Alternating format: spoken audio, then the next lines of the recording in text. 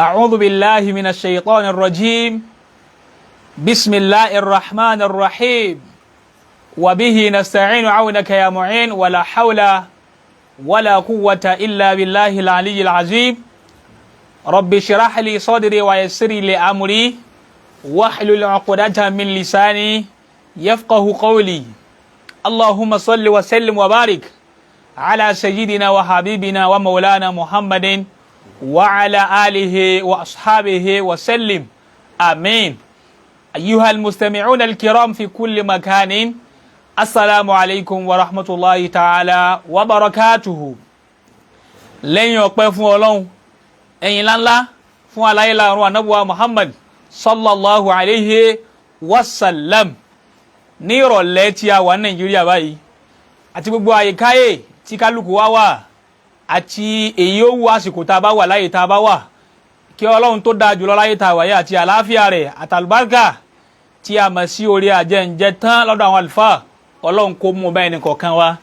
Naam, àkòrí ìjókòólẹ̀ wa ní ìrọ̀lẹ́ yìí pẹ̀lú Maulana Fadilatuhu Al-Sheikh Alhaji Abdulwasi' Waliyullah Atayese Jakmel Asadul Wa'izin ọmọ babalagege.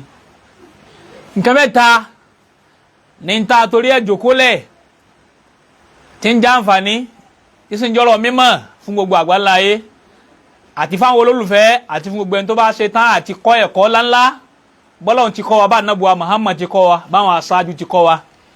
Alákọ̀ọ́kọ́ ọ̀nà tí a kọ́kọ́ yà sí òun ni ọ̀rọ̀ ìdúpẹ́ àti ọ̀rọ̀ ẹ ṣeun fún gbogbo àwọn olólùfẹ́ àwọn àlùfáà lápapọ̀ fi masharikil ardi wa magharibiha tí wọ́n dá sí ọ̀rọ̀ tó lọ láìpẹ́ yìí bá a ti fà á lọ sí ọ̀tún bá a ti fà á lọ sí àlàáfíà gbogbo èyíkéyìí àlùfáà tí wọ́n dá sí àdúpẹ́ lọ́wọ́ yín pé ẹ ṣeun gan Ọlọ́run ní fi yín lẹ̀ kò ní ba mímọ̀ jẹ́ kò ní ba dáadáa yín jẹ́.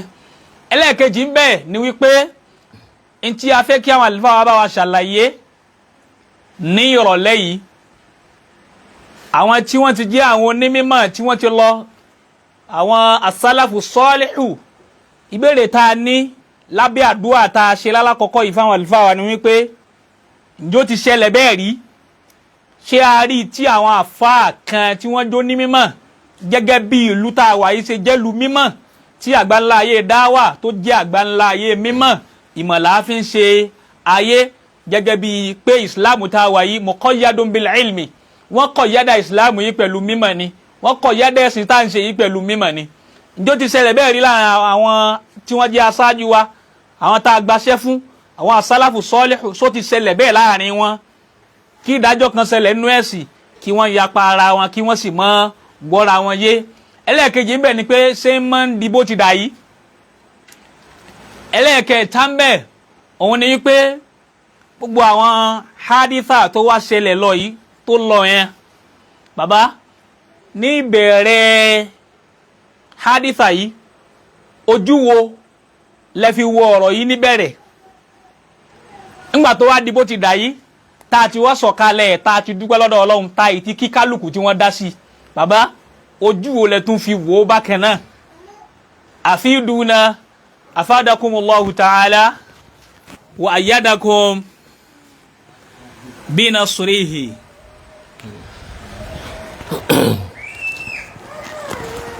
أعوذ بالله من الشيطان الرجيم بسم الله الرحمن الرحيم الحمد لله رب العالمين والصلاة والسلام على أشرف المرسلين محمد بن عبد الله بن آمنة وعلى آله وصحابه ومن تبعهم بإحسان إلى يوم أسلفت الذاك بالذاك. Àmín. Gbogbo mùsùlùmí tẹ́ bá ti ń wọlé ẹ máa tẹ love and like ẹ máa share program yẹn love and like Ọlọ́run bá san yín lẹ́san olórí. Àmín ya Rabbi. Akí gbogbo wa kíkí àsìkò tí a wà ní ààyè tí a wà nílùú tí a wà ní àkókò tí a wà kọ́lọ́n kọ́ mọ́sàbá wa kì í jù báyìí lọ. Àmín. Àkọ́kọ́ àdúrà wa ni bàbá wa àgbà bàbá Mudirul Markaz. Adamallahu hayatahu Ọlọ́run mọ́sà jẹ́ kí a rí bàbá wa pẹ́. Àmín. Al-Abdurrahim bàbá rí li abnaihi baba dáadáa baba lágége ọlọ́mọsá jẹ́ kí a rí wọn pẹ́ àmín ọlá Muhammadu táwa ń jẹ́ ọmọ baba lágége kọlọ́mọsá jẹ́ kí a rí baba wa pẹ́ kó jẹ́ a rí ẹ̀mí àlàáfíà àwọn lòpẹ́ àmín àlékún ìjẹ́ ọjà lórí àwọn ọ̀tá ọlọ́run ṣe fún baba Mudirul Markaz Allahumma àmín bẹ́ẹ̀ ni kólúwa mi ó ṣe àmín bọ́lọ́run tí máa ṣe nù ni asáré ní ọ̀n kataballahu la'aglibanna ana wa rusuli ọlọ́run ló wà àtàwọn òjíṣẹ́ àwọn tó wọ́n ránṣẹ́ àwọn borí ọlọ́mọsàbà gbé baba Mudiru náà borí mùnáfìkì àmín gbé àwa ó gbé àwa náà borí mùnáfìkì o àmín baba ẹlẹ́ẹ̀kejì ni baba wa gbà baba wa ìmáàmù wa gbà nílọrin adamallahu ọlọ́mọsàbà wa sàlékún àìsọ́ ìyàtàbó rẹ̀ báyìí tọrọ fún baba Mudiru náà ni a tọrọ fún baba ìmáàmù wa gbà torí baba Mudiru àti baba ìmáàmù wa gbà ẹ̀dá kan ò máa ti ń bẹ láàrin wọn dáadáa sí ni masha Allah ọgbọ ẹnìkan ò lè rí àárín wọn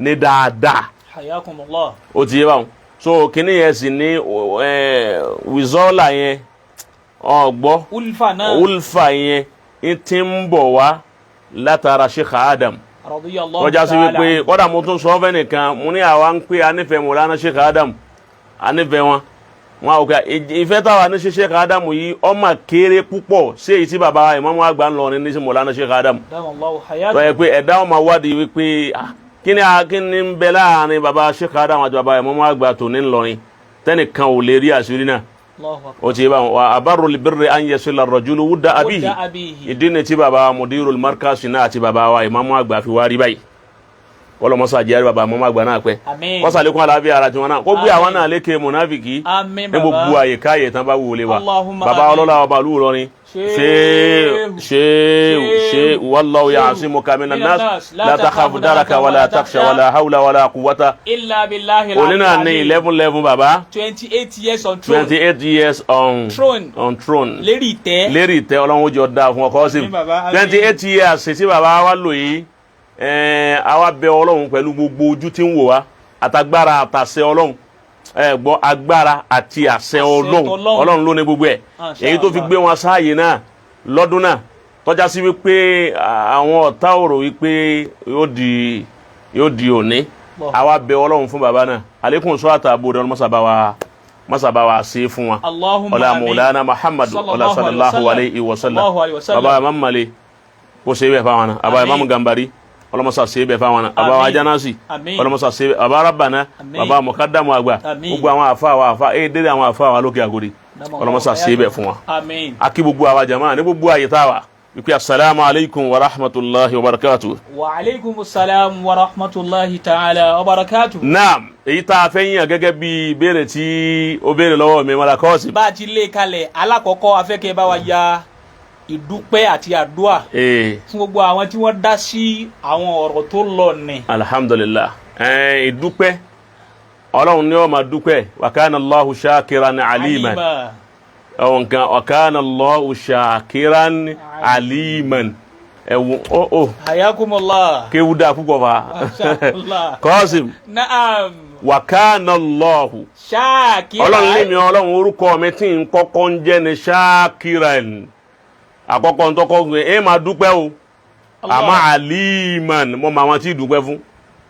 Allahu akbar hayakumullah wa kana Allahu shakiran ọlọ́run lémi ọlọ́run máa dúpẹ́ ẹni tí dúpẹ́ ni mí. Masha Allah. ó ti bá wọn mí kì í èmi èyí sálá abara múure jẹ mo ti jọba yín wọn náà tó bẹ́ẹ̀ bá ṣe nǹkan tó dáa fún mi yín dúpẹ́ àmọ́ aliman ó ti bá wọn mọ ọmọ dédé àwọn tí ẹ dúpẹ́ fún gbogbo ẹni ọpẹ́ wa tọ́ sí náà ládùúpẹ́ fún.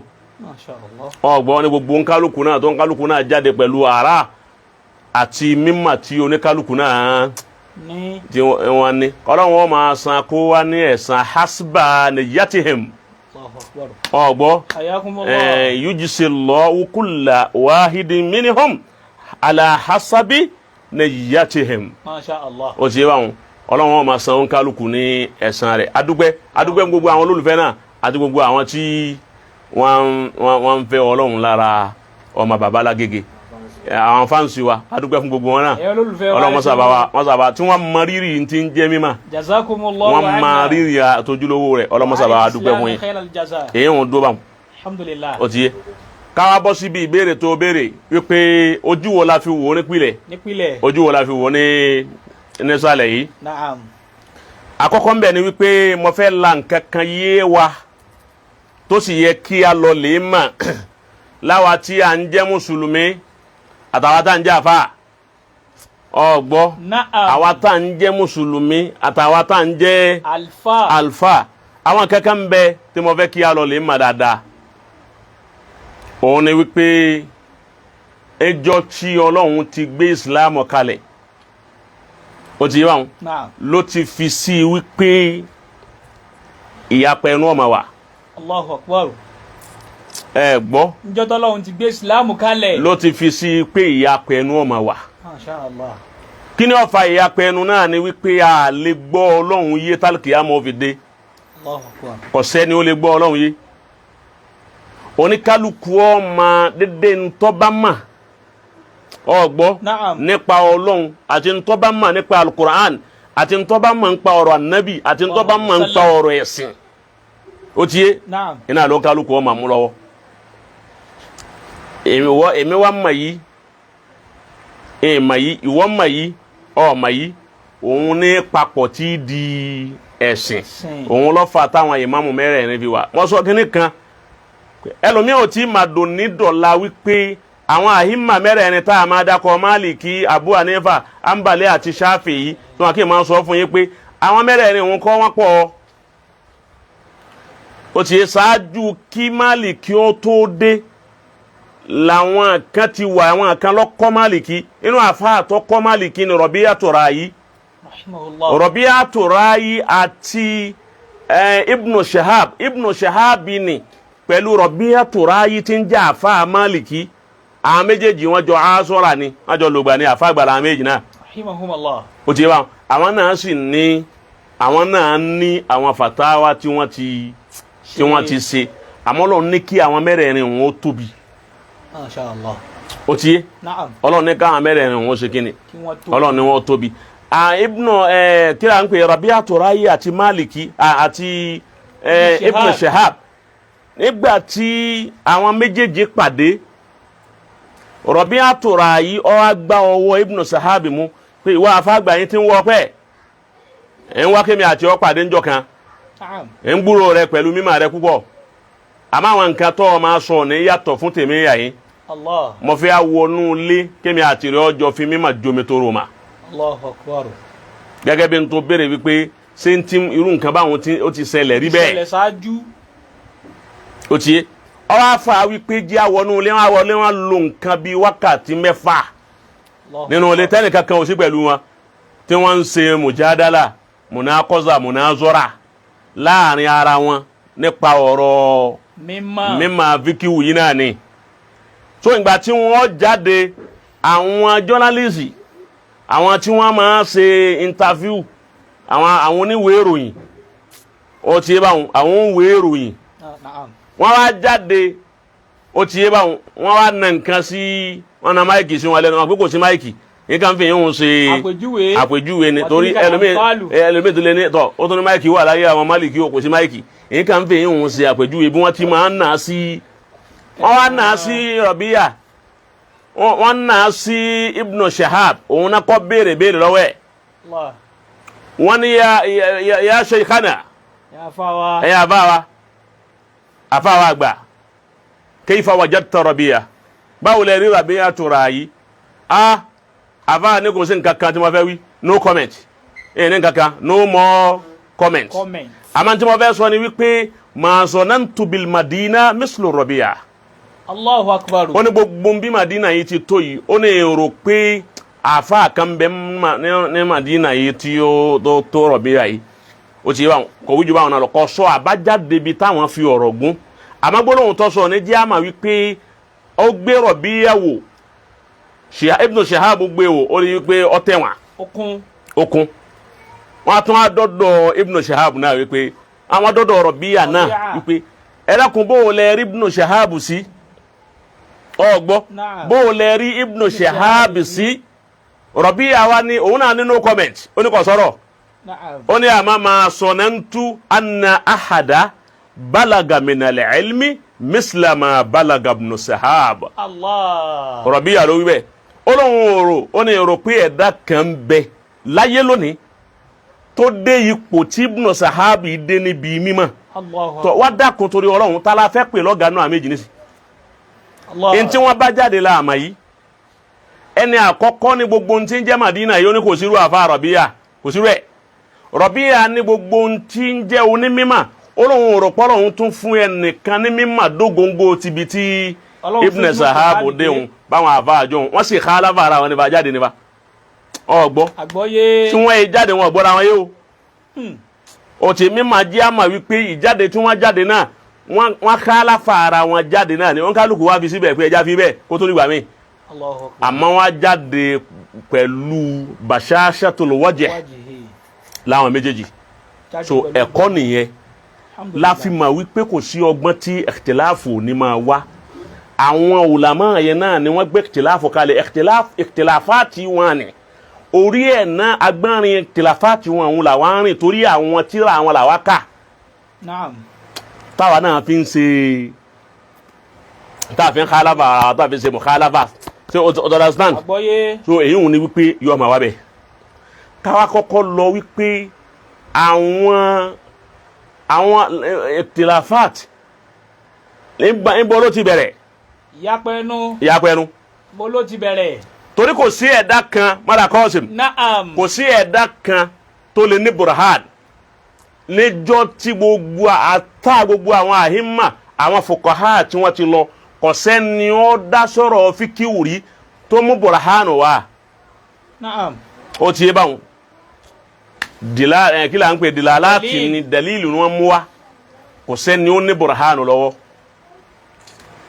sẹ́ni tó ní burhan. ìjọ ma yí pé burhan yàtọ̀ fún dalil.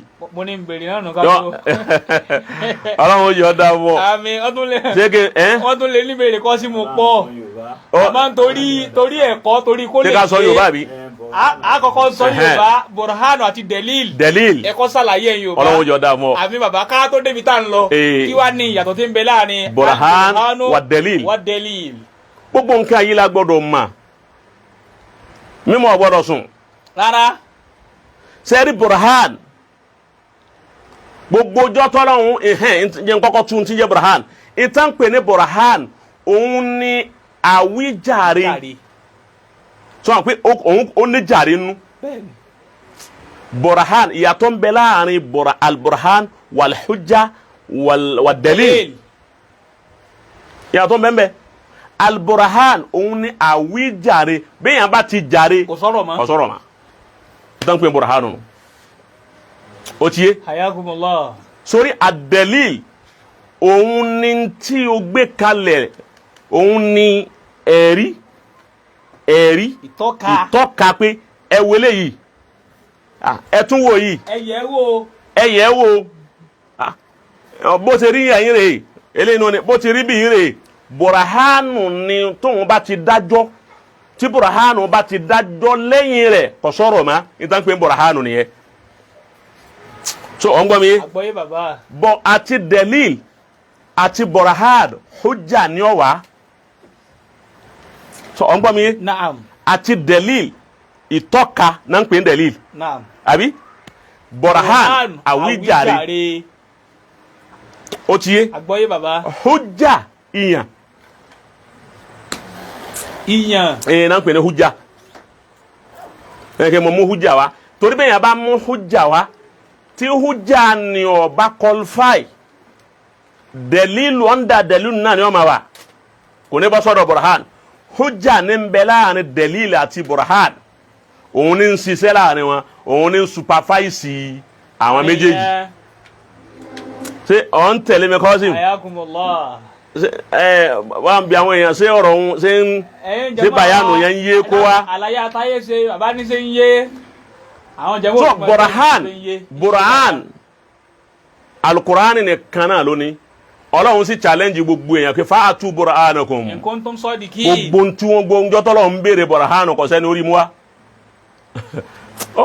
ayakumullah. kọ́sìm. naam. gbogbo tọ́lọ̀ ti ń béèrè burhan ẹnìkan kan orí burhan mu wa dùn ní. àràwíjàre mú wá fọlọ́. kí ni wọ́n ń pè ní burhan òun náà ní alihujjatu alibaaligatu alikọ́tẹ̀atu alimufidatu bil Adamiga. adamiga ọgbọ Hayyakumullah. alihujjatu alibaligatu alikọtiatu alimufidatu adamiga iná àwọn ń pè ní burhan. òun la fi wá mà bẹ́ẹ̀ ń bi tọ́lọ́hún ti ń pè walillahil hujjatul baliga. àbọ̀dọ̀ wọn wí bẹ́ẹ̀. Masha Allah. walillahil hujjatul baliga. Abdulkadir àbọ̀dọ̀ wọn sọ bẹ́ẹ̀ nínú Al-Qur'ani ni.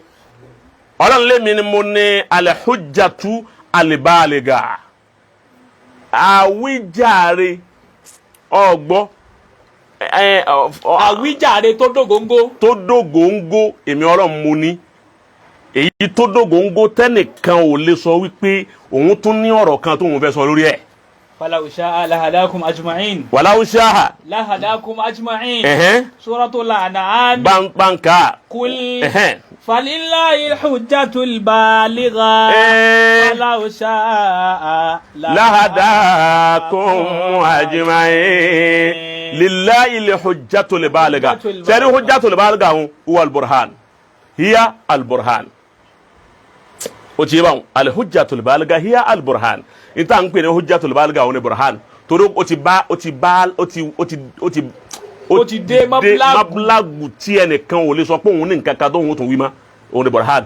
sọwádìí delil burhan ń jẹ́ al-hujjatul qati'a ad-dalilu ń jẹ́ hujja dhanniyya iná ni dalil téèyàn bá wà lọ́ndà dalil pé amẹ́rì rẹ wá mọ́tọ́ka rẹ wá kí lọ gbẹ́sẹ̀ lé dalilu nu ó ti yé báwọn dalilu ni gbogbo àwọn fuqahawu máa fi bára àwọn sọ̀rọ̀ kò sẹ́ni ó ní burhan títí di ọ̀la ẹnìkan ò sì lé ní burhan tá a bá ṣe fanfa lórí mas'ala kan tá a jọ ṣe fanfa lórí ẹ̀ ibi abáforí rẹ̀ gún tí gbogbo abá padà pé a fi gún yà yín ibi àforí ẹ̀ gún un náà kì í ṣe hujjatu baliga. Masha Allah. ó ti yé báwọn walillahi hujjatul baligha. ṣe ẹ̀yin ò yí ọ báwọn. Akramakumul karim. mímà kan nìyẹn náà o. lọ́tọ̀. ẹni mo sọ̀rọ̀ àwọn oníṣìí agbami kan lòun náà lọ́tọ̀ o. lódìdí. ká mọ ìyàtọ̀ tí ń bẹ láàrin al-burhanu wa dalil. naam. àwọn ìjẹ́ ìkìtìláf ìjọ ti wà bẹ́ẹ̀ tó ti wà bẹ́ẹ̀ ṣáájú kí àwa ó tó dé. láàrin àwọn aṣáájú tá a gbàṣẹ fún. bẹ́ẹ̀ ni látọjú ayé ànábì náà ní ìkìtìláfù ti wà. sallallahu alayhi wa sallam. ọgbọ́ àgbọ́yé. àtọjú ayé ànábì Muhammad ní ìkìtìláfù ló ti wà. kájọ ìyà lọ́tọ̀ọ̀tọ̀ pé èmi ń lọ báyìí bí èmi rò ó sí ni eléyìí náà níbi ntẹ́mi rò ó sí ni ọ̀dà ìgbésẹ̀ lé tèmi ni kò sẹ́ni tí ò ní ní hujja àtẹni ó sọ pé báyìí ni àtẹni ó ní báyìí ni kó wà náà ní ó ní hujja bí wọ́n bá mú hujja wa tó ní hujja tèmi yìí ọ̀yá mo fi ibi tiẹ̀ dànù ó ti bá wọn ó bì í dànù lóòótọ́ àmọ́ falillahil hujjatul baligha. ṣé ọ̀ ń gbọ́ mi yẹ àgbọ́yé bàbá. èyí tó rí ń bẹ òun ni wípé ńgbà tá ní Muhammad ń bẹ. sallallahu alayhi wa sallam. anabi wa ran àwọn sàábé rẹ̀ ó rán wọn lọ sí Bani Qurayza. anabi rán wọn lọ sí Bani Qurayza. lọ́dọ̀ Bani Qurayza. gbàtà anabi rán wọn lọ anabi wa pè wọn pé wá o gbogbo ẹ̀yin tí mo ránṣẹ́ yìí la yusalliyanna ahadu minkumul ashra illa fi Bani Qurayza. ẹnìkan kan ò gbọ́dọ̀ kí alásàrì lójú ọ̀nà o ẹ máa wo nǹkan ẹnìkan ò gbọ́dọ̀ kálá alásàrì lójú ọ̀nà o àbí kẹ́ ẹ dé Bani Qurayza kẹ́ ẹ tó kírun alásàrì kọ́dà bá alásàrì báyìí lọ́nà ẹ má kí o. kí ni yẹn o amúrú rasul wa amúrúhu wọn ni yaqtadi al-wujub wọn ní àṣetá nàbí wa ti pa wọn ni wájibi ni ìyẹn gbọ́dọ̀ tẹ̀lé túláàsì máa tólu wáyé sọ kí máa takò mọ́ rasulu fakusu wà má nà ha kún ánìhun fáńtẹ̀wù ayé àwọn sì wá lórí ẹ lóòótọ́.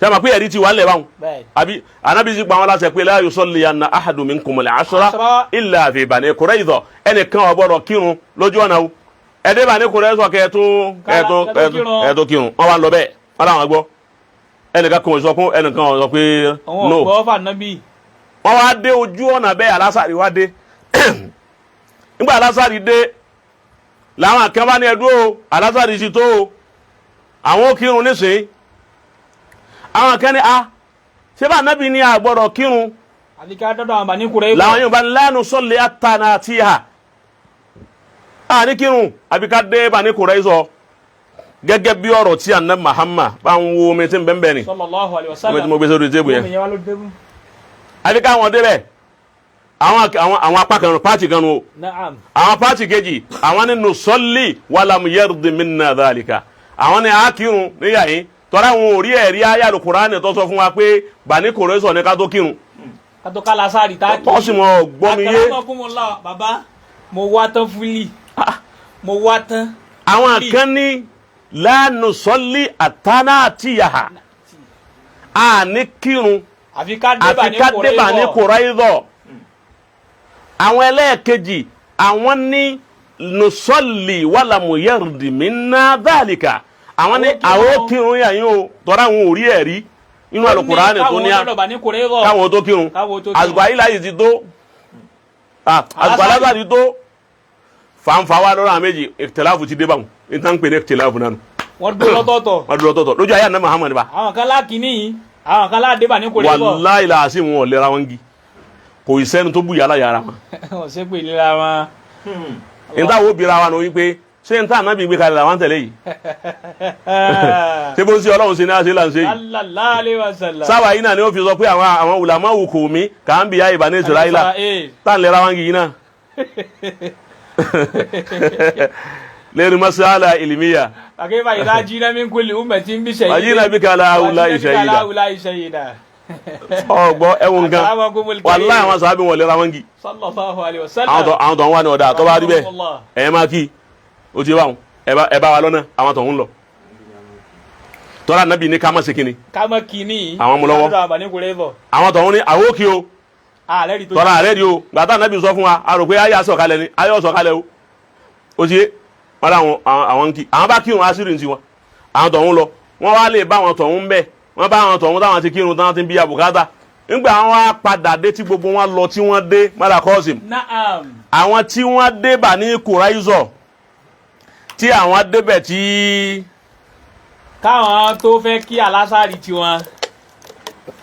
táwọn fẹ́ àwọn gẹ́rẹ́ alásàrì tán lọ́hùn wọ́n wá lè bá Ànábì Muhammad pé ya Rasulullah àwọn lágbájá wọ́n ti kọjá àlà rẹ̀ o. ìrun tẹ ní a máa kì í lójú ọ̀nà. àwọn náà sì dùn báyìí. ìrun tẹ ní a máa kì í lójú ọ̀nà wọ́n kì í wọ́n lẹ̀ mú àwọn aláyọ̀ ọ̀sọ̀ kalẹ̀ àwọn ọ̀gbọ́kẹ́ káyà fáwọn. ó ti yé báwọn.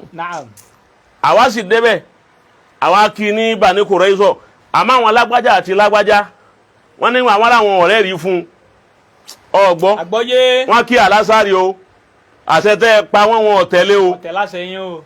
Ànábì kan rẹ̀ nìní. sallallahu alaihi wasallam. ó ní kí lànà bí ṣe. Naam. Ànábì ní kí lè bá bọ̀ ń bí ẹ lọ. yóò bá Ànábì Muhammad. sallallahu alaihi wasallam. Ànábì ní iṣẹ́ tí mo rán yín wọ́n lè bó kí lè bá bọ̀. ó ní kí lè bá lọ. ibi wọn parí ọ̀rọ̀ sínú Ànábì ó sọ wípé àwọn tó kí ẹ ṣeun kò sọ fáwọn tí ò kí wípé èsì tẹ̀ sí bẹ́ẹ̀. Allahu akbar sallallahu alaihi wasallam. Ikhtilafu nù. àwọn méjì ẹni tó kí lójú ọ̀nà kò sí lẹ́sẹ̀. kò lẹ́sẹ̀ bọ́bá lẹ́sẹ̀ oṣù ọlọ́run sọ fún kó lẹ́sẹ̀. inna salata kanat ala al-mu'minina kitaba mawquta àwọn tọ̀hún sì tẹ̀lé máa atakumu rasulu fakhudhu àmàna akọ ánìwò fatahu. ìtàn pè ní ikhtilafat. àwọn méjèèjì ti rẹ́ rí alhamdulillah. ọ̀kanu. naam. ọwọ́ adàgbà tá na Muhammad kú òtá. sallallahu alaihi wasallam. ọwọ́ adi ayé Sayyidina Abubakar ìgbà tó wà ní khalifa lórí khilafa Abubakar Abubakar wà lórí khilafa lẹ́ni kan bá dé lóní wọ alifatu rasulillah òun wá béèrè lóní kíni ó ní mirasul jadda grandma ìyá bàbá àbí ìyá àyá ìjẹ́ ó nínú ogún hafidu rẹ̀ ọmọ ẹ̀ ọgbọ́ ọmọ sí grandma nínú ogún ọmọ ẹ̀ ọbẹ̀ Abubakar bẹ́ẹ̀ tọ́mọ tí ọmọ rẹ̀ sì ń bẹ ọmọ rẹ̀ ń bẹ abu ń bẹ ọmọ tó ń bí ń bẹ ọmọ tí ọmọ tí wá bí ìyá bàbá ń bẹ ọmọ ń bẹ ọmọ lọ́wọ́ kù yìí ó ti yé báwọn ìjẹ́ ìyá bàbá só nínú ogún ọmọ mẹ́ sẹ́ni bá wọn fún Abubakar ní ma alimtu fil Qur'ani min shay'in. Allahu akbar. Man tí mo lè sọ nínú Al-Qur'ani lórí ẹ̀. Allahu akbar. ó ti bá wọn wa ma alimtu laka fil hadisi min shay'in. Allahu akbar. Hadisi gan ọ̀rọ̀ wọn òye mi hadisi ẹ̀ òun ò sì rí àyà tó ní Jadda ó nínú mirazu havid.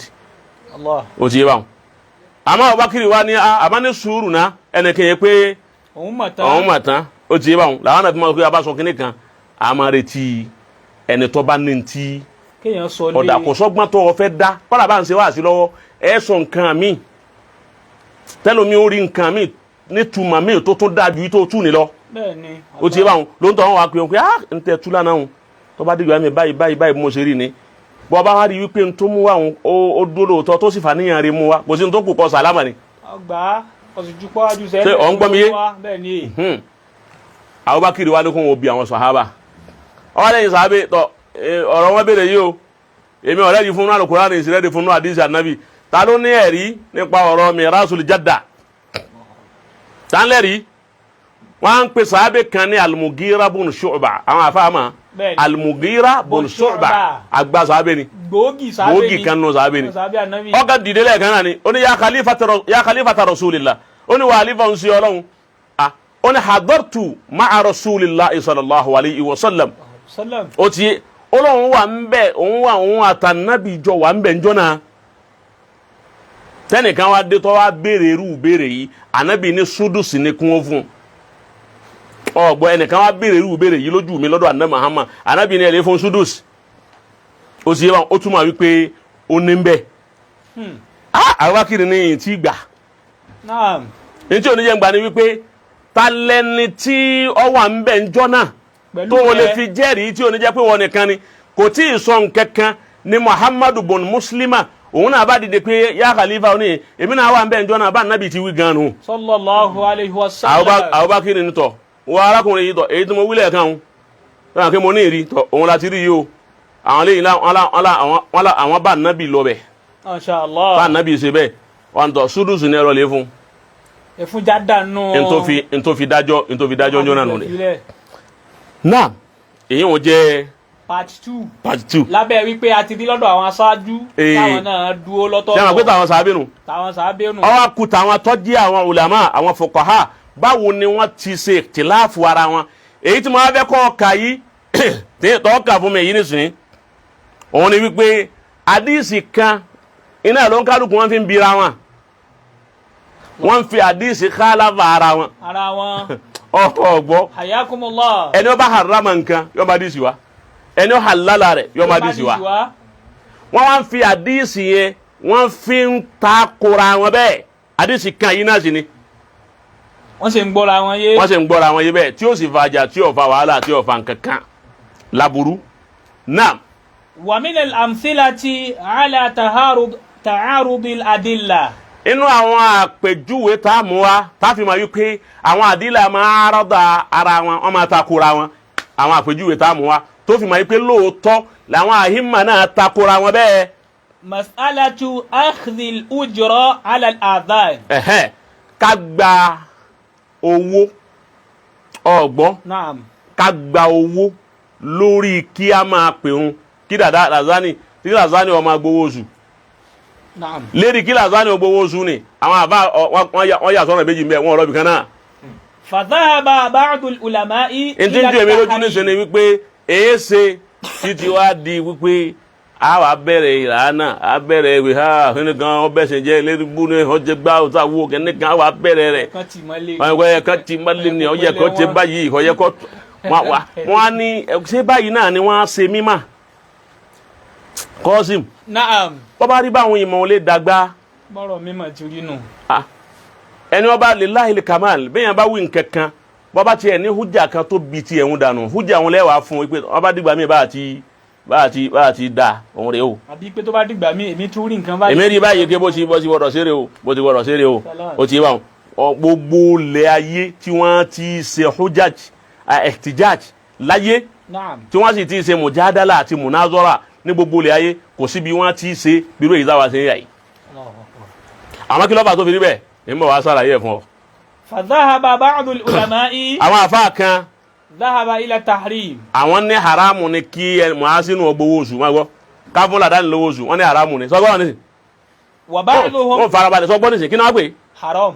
wọ́n ní kí lazani ti ń kírun mọ́sálásí wọ́n ní ká fún lówó oṣù wọ́n ní haramu ni àwọn kan ló wí bẹ́ẹ̀ náà àwọn àfa èmi kọ́ mo wí bẹ́ẹ̀ àwọn kan lọ sọ bẹ́ẹ̀ náà lọ ń kà wọn o àwọn kan ló wí bẹ́ẹ̀ náà àwọn àfa wọ́n ní haramu ni ká fún lazani muhasinu ti ń pèrun ká máa fún lówó oṣù wọ́n ní haramu ni pé ká fi lẹ̀ ọlọ́run lówó oṣù rẹ̀ torí alimuhasinuna àtúwálù ànákọ́ni yawmal qiyamah wọ́n láwọn lọ́rùn ogun wọ́n adé òwúrọ̀ àlùkìyàmà àwọn ó sì san bàǹtẹ́ wọ́n léyìn náà tó wọn gbọ́dọ̀ fún wọn lówó oṣù àwọn àfa kan láyé ẹ̀. wa dhahaba ba'duhum ila jawazihi. àwọn kan ní láyé o kò sí ń tọ́jọ́ lọ́dọ̀ tàwọn muhasinu gbọ́dọ̀ gba owó oṣù wọn ti pín sí méjì báwọn.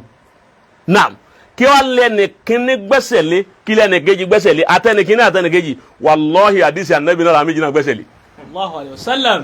kí ni mo pè é àdìsí ànábì náà làwọn méjì gbẹ́sẹ̀ lé àdìsí kẹyìn náà ni ọgbọ́ àdìsí kẹyìn náà ni làwọn méjì gbẹ́sẹ̀ lé náà sọ èyí tá a wà yín nísìnyí o ti wà wọn kì í ṣe halkọ pàtiwá àbí màṣẹ́yàrá halkọtun ẹ̀lìmíyà certificate akànfẹ́ ẹ̀láìtì wa káfí mọ̀ kọ́ má bàa jọ wá lójú wípé èyí ṣe tó fi rí bẹ́ẹ̀ ká lè mọ̀ wípé ó ti rí bẹ́ẹ̀ fa ṣáájú lọ́dọ̀ àwọn afá tó ṣáájú wa.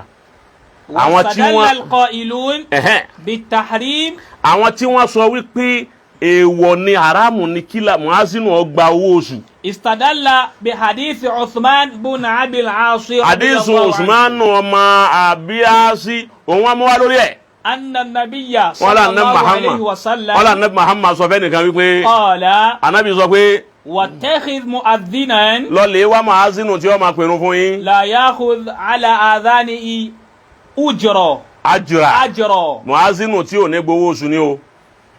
anabi ní tọ́ lè wá muhasinu kọ́ máa pèrún fún ọ àmọ́ muhasinu tí ò ní fún lówó oṣù tí ó máa pè é lillahi wa rasulihi òun ni ọlọ́lẹ̀ wá o wọ́n nígbà tá anabi ti lè wíbẹ̀ fẹ́ nìkan ni wọ́n ní òun ló túmọ̀ wípé ẹni tí bá ń ṣe muhasinu ò gbọ́dọ̀ gba owó oṣù náà sọ àwọn kan muhasinu mi ń gbowó oṣù báyìí ayé bẹ́ẹ̀ kọ́ ni àwọn kan sì ní haramu ni ọ̀dà muhasinu tí wọ́n ń gbowó oṣù kí ló wọ́n wá rí gbẹ́sẹ̀ lé àwọn kan wá wípé rárá o. wastadalla alqa'iluna bil jawaz. àwọn kan ní ẹ̀tọ́ ni kí muhasinu ó gba owó oṣù. istadallu bi anna nabiyya sallallahu alayhi wa sallam. àwọn náà lànà Muhammad lọ sọ báyìí pé. a'ta aba mahzura. wọn lànà Muhammad a'ta aba mahzura. anabi fún abu mahzura. surratan fiha shay'un min fidda. ó fún ní àpò kan àpò báyìí pọ́ọ̀sì àbápò anabi fún o ti wa n ti sin bẹ́ẹ̀nbẹ́ẹ̀ ni fi dọ̀ diamond àbí iná ni bẹ́ẹ̀nbẹ́ẹ̀ o ti wa bí silifasi lẹ́ pè ní òun ni bẹ́ẹ̀nbẹ́ẹ̀ o ti yé yóò máa ṣe déédéé owó nígbà náà bí wàá jẹ́ ìbá fún yàn dọ́là tó válù dáadáa ní àwọn kó dọ́là sínú àpò tó wá nígbà wọ́n tó ń pè wọn mo fún ọ kọ́ máa jẹ́ owó ọ̀yà rẹ̀ so ti get àwọn yìí òun ní ìgbà táwọn rí tá ànábì ṣe bẹ́ẹ̀ làwọn fi ní ẹ̀tọ́ ni kó gbowó oṣù àwọn tó ń ní ànábì sọ fẹ́ nìkan wípé wàá mọ̀ á sínú fún ọ tí ó máa pèrún fún ọ tí kò sì ní gba owó ọ̀yà lọ́wọ́ rẹ̀ náà làwọn àfáà wa ní láàrin yìí tí ń ṣẹlẹ̀ ń bẹ̀ ni pé bóyá èyí tá nábì ní kún ọlọ́lẹ̀ wá kọ́ máa gbowó ọ̀yà bóyá ni tí wọ́n fẹ́ máa pèrún fún ni bóyá ń tọ̀ ń báyà tálíkà tí ò lówó lọ́wọ́ ni. Allahu Akbar. ó ti yé so ànábì sì compensate ẹnìkan tóun náà jẹ́ muhazinu bẹ́ẹ̀ sọ ma pé àdìsí yìí náà ni òun làwọn àfáà fi ṣèyà pẹ̀lú wípé ṣé òótọ́ ni àwọn kan ní muhazinu ò gbọ́dọ̀ gbowó oṣù àwọn kan lọ gbọ́dọ̀ gbowó oṣù lẹ́nu èyí wọn náà wàláhì wọn ò sì lúra wọn. o ti ba o ń kálukú fẹnu ẹ̀gún bì kan náà ni kò wá sí burhan náà kí wọ́n sọ fún ọ pé kò sí burhan torí wípé kò sí final decision. ẹni tó bá ní muhasinu tí bá ń fún olówó fàbí ìwà ní ìmọ̀. ẹni tó bá ní muhasinu tí ó sanwó fún fàbí ìwà ní ìmọ̀ ọ̀kanu. ẹlẹ́ẹ̀kejì. athani. naam. mas'alatul hijama. ọ̀rọ̀ hijama kádégò. hal tuftiru as-sa'im. ǹjẹ́ kádégò ni ìjó lè bàwẹ̀ jẹ́ àbí ò lè bàwẹ̀ jẹ́ kádégò lọ́sàn Ramadan àwọn àfáà wọ́n tún ṣe ìyapẹ̀nu bẹ̀ náà o àwọn méjèèjì sì ní àdìsí náà wọ́n tún mú wa. Anabila. àwọn Anabila àwọn Imamu Hanbali àwọn tọ́lọ lọ́dọ̀ wọn. Zahaba ala anna al-hijama. àwọn nìkan ọgbọ́ àwọn nìkan bẹ́ẹ̀ mi sì ń jẹ́ mi nìkan. àgbọ́yé bàbá. bẹ́ẹ̀ mi ti ń jẹ́ èmi nìkan. o ti bá wọn tí ẹgbẹ̀rún èèyàn wá hálàbà mi hùn èmi nìkan Imamu Hanbali àwọn Anabila nìkan pátì tiwọn nìkan dhahaba àwọn sọ pé ila anna al-hijama wọ́n ní kádégò nínú ọ̀sán Ramadan tuftiru as-sa'im ẹni ó bá ti ṣe bẹ́ẹ̀ àwẹ̀ rẹ̀ ti já àwọn ànábì la sọ bẹ́ẹ̀. li hadithin àwọn sì má díìsì wá. aftara al-hajimu wal mahjum. ànábì ní ẹni ó dégbò fún yàn àtẹni wọ́n dégbò fún ó ti yé báwọn àwọn méjèèjì ti sẹ́yìn kan máa dégbò bẹ́ẹ̀ tí wọ́n máa yọ àwọn kìnnìkan yà yín náà gbogbo àwọn tó bá jọba ni ó ti yé báwọn wọ́n lẹ́ni wọ́n bá ṣe lọ́sàn-án àwẹ̀ àìní ó ṣe fún wọn àtẹni wọ́n ṣe fún àwọn méjì àwẹ̀ wọn ti já ní táwọn ànábì là mú wọn ládìsí táwọn rínú rẹ̀. wa qad rawahu 'ani an-nabiyyi sallallahu alayhi wa sallam. àdìsí táwọn ànábì là wá mú wá yìí lọ́dọ̀ àná Muhammad àdìsí rawahu 11 sahabiyan. ihda 11 sahabiyan. àwọn mọ́kànlá sàábé ni wọ́n gba àdìsí tí ànábì là mú wá. minhum Thawban wa Shaddad bin Aus wa Rafi' bin Khadij wa Abu Hurairah wa Ibn Abbas wa Aisha radiyallahu anha. yàlla wa Aisha náà gbà wá àtàwọn míì tọ́jọ́ bẹ́ẹ̀ àwọn ní àdìsí kan ní àwọn ànábìlà ní àwọn mọ́kànlá wọn gba àdìsí wọn wá àwọn gbẹ́sẹ̀ lé wípé ẹni wọ́n bá ti dógòrò sọ Ramadan àwẹ̀ rẹ̀ ti já ṣé àwọn àpá àwọn ti dúró sí wọn báwọn ó wá kù àwọn Shafi'i ó kù Maliki ó sì kù Abu Hanifa àwọn mẹ́ta àwọn dúró.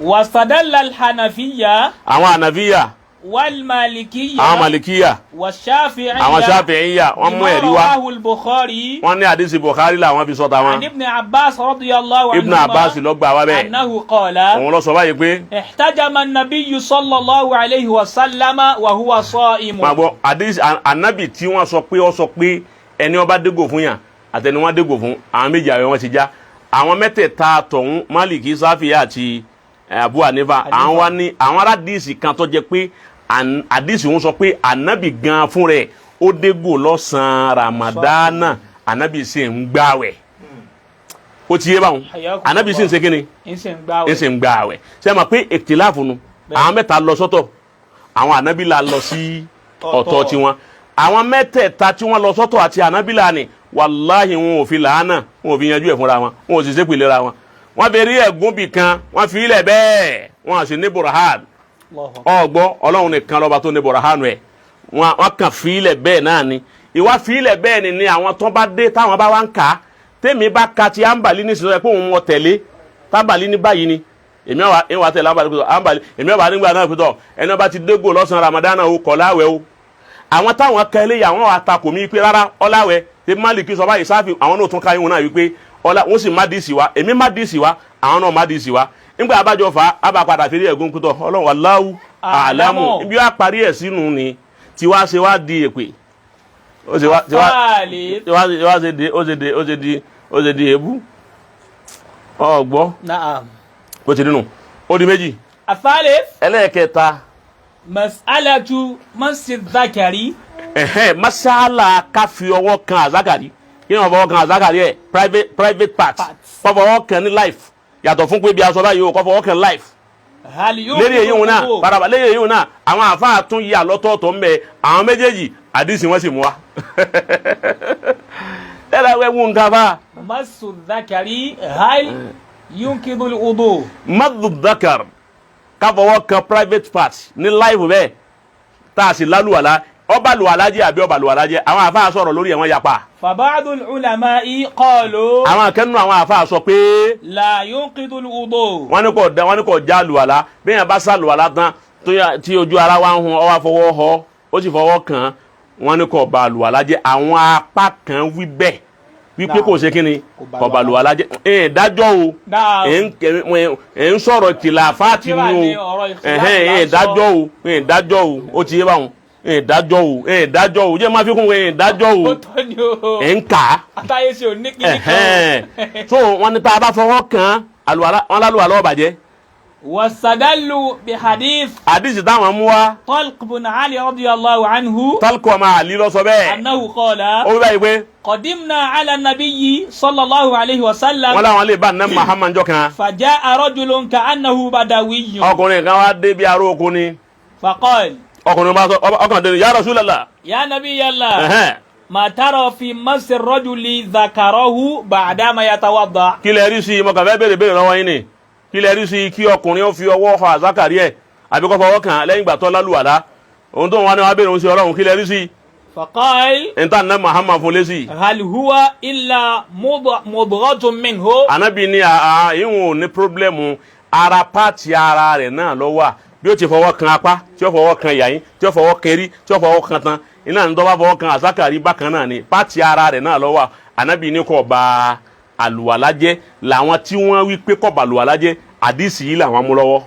وبعضهم قالوا. àwọn kan àwọn apá kan táwọn akálàfà àwọn eléyìí wípé táwọn eléyìí wíwọn bẹ́ẹ̀ kọ́ lórí àwọn náà má dìísì wá. ينقض الوضوء. wọ́n ní ó ba àlùwàlá jẹ́. واستدلوا بحديث àdìsí tí wọ́n mú wá lórí ẹ̀. بنت صفوان. Bisra bintu Safwan àdìsí wọn mú wá. ó sọ báyìí wípé. قال رسول الله صلى الله عليه وسلم. ọlá nẹ́bù Muhammad sọ pé. من مس ذكره فليتوضأ. Bisra bintu Safwan òun lọ sọ̀rọ̀ yìí o Ọlọ́hun gbọ́ tá nẹ́bì sọ pé ẹni ó bá ti fọwọ́ kan private part rẹ̀ o. فليتوضأ. kó lè tún àlùwàlá mi ṣe torí àlùwàlá rẹ̀ ti bàjẹ́. Naam Qasim. نعم. ọ̀rọ̀ mẹ́tẹ̀ẹ̀ta tí mo sọ yìí àdìsí ni wọ́n fi mú ma àdìsí ní sì ń wo ọgbọ́ àdìsí lọ́mọ àdìsí ní ń wo àwọn tó gbé kalẹ̀ pé báyìí ni àdìsí wọn mú wa àwọn tí wọ́n tako àwọn tọ̀hún àdìsí àwọn náà mú wa àwọn méjèèjì ò sì fa wàhálà wọn ò sì jà kò sí fìtínà kan láàrin wọn. wọ́n sì rẹ́rìn parí ni èyí. ọgbọ́ Naam. wọ́n sì rẹ́rìn parí. bẹ́ẹ̀ ni. iná ni òun ni ọ̀rọ̀ tí o béèrè lọ́wọ́ mi o. Naam. bí tọ̀dọ̀ tiwa ti wá rí báyìí òun nìkan náà ni òye wa àmọ́ ìyá yìí ọ̀dọ́wàmbí yìí náà ni lọ́dọ̀ ní ayé Allahu Akbar ìmáàmù Sheikh Usman ibn Fodio radiyallahu ta'ala. nígbà tí Sheikh Usman ibn Fodio ọlọ́run mọ́sá bá wa kẹ́ wọn mujaddid ni kọ́lọ́ mọ́sá bá wa kẹ́ wọn ọlá Muhammad Rasulullah Sheikh Usman ọlọ́run ṣàánú wa púpọ̀ ọlọ́run mú zaitu wọn ọ kárí gbogbo afak ó tiẹ̀ voice wọn kárí ayé ṣáà zaitu wal afak voice wọn kárí ayé ọ kárí gbogbo ayé. Naam Sheikh Usman ibn Fodio tawawi yìí Usman ibn Fodio tawawi yìí Qasim ó ṣe nǹkan mi ni ṣe nǹkan mi tí yín náà ní ṣe tọ́ tí yín náà ní ṣe àfàgbà ni a máa ṣe wáàsí lọ́jọ́ jimá lálẹ́ jimá Sheikh Usman a máa ṣe wáàsí rahimahullah yahduru wa'sahu ar-rijal wan-nisa atọkùnrin àtobìnrin náà máa wá sí àfà Usman lásìkò rẹ̀ kò sáàfà tó tó Sheikh Usman ibn Fodio ní gbogbo tí ń jẹ́ Nàìjíríà kò sáàfà náà lásìkò tí ń lo dáwọ́lá ẹ̀ lọ́wọ́ ọgbọ́ lẹ́yìn Sheikh Usman ibn Fodio sí wa alimi lókù òun nọ́mbà 2 sí Sheikh Usman ibn Fodio lẹ́yìn Sheikh Usman ibn Fodio kò sáàfà náà tó tó sí wa alimi ní gbogbo tí ń jẹ́ Nàìjíríà. Masha Allah.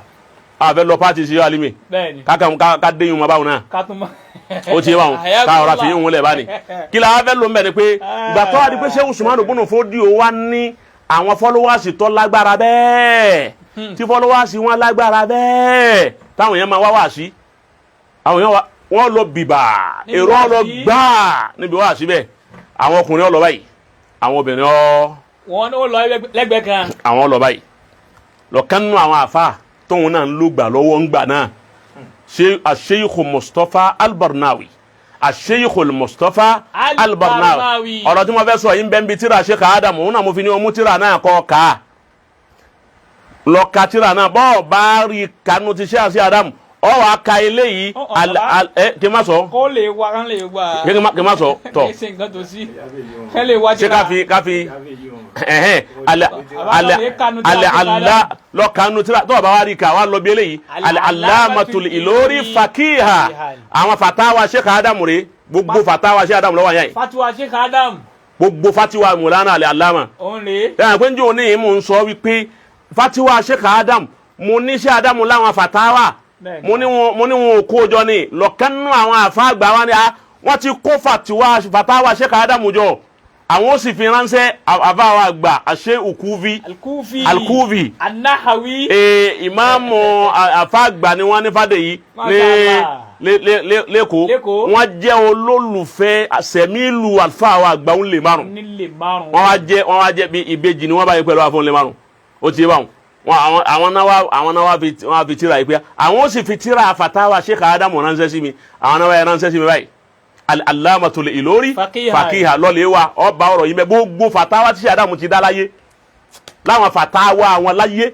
bíi tàwọn fatawa Usaimin fatawa Ibn Baz fatawa Sheikh Adamu rèé o ti bá wọn tó sì yẹ kí ọmọ Nàìjíríà náà mọ̀ wípé Ọlọ́run ṣoore fún àwọn náà àmọ́ nígbà lóore torí oore wa kì í wù wá bí oore olóore ọgbọ́ àmọ́ àwọn ọmọ Al-Ilori tí wọ́n mọ ìyàfà wọn wọ́n wà lọ wọ́n wá kó jọ náà ibẹ̀ ni Mọ̀lánà ti wá sọ ọ̀rọ̀ Sheikh Usman ibn Fodi àti Mustapha Barnawi Sheikh Usman ibn Fodi àtọkùnrin àtobìnrin wá wá sí wọn Sheikh Mustapha Barnawi òun wá fẹ́ kálàfà Sheikh Usman ibn Fodi wípé èyí ṣe táwọn ọkùnrin wá wá sí rẹ táwọn obìnrin fi ń wá ọkùnrin nìkan ló yẹ kó máa wá wá sí ó ti yẹ báwọn torí wípé kò sí àṣẹ kí obìnrin ó jáde wala tabarrajna tabarrujal jahiliyatil ula èyí ṣe tẹ́ ń gba àwọn obìnrin láyè kí wọ́n máa wá bí wá sí ẹ má jẹ́ àwọn obìnrin wá bí wá sí máa káwọn obìnrin máa wà nílé ìbáradà obìnrin ilé ni ní ṣé wùyí bá fi wá àmọ́ ń jọ náà ń jọ bí ẹni tí ń ṣe lára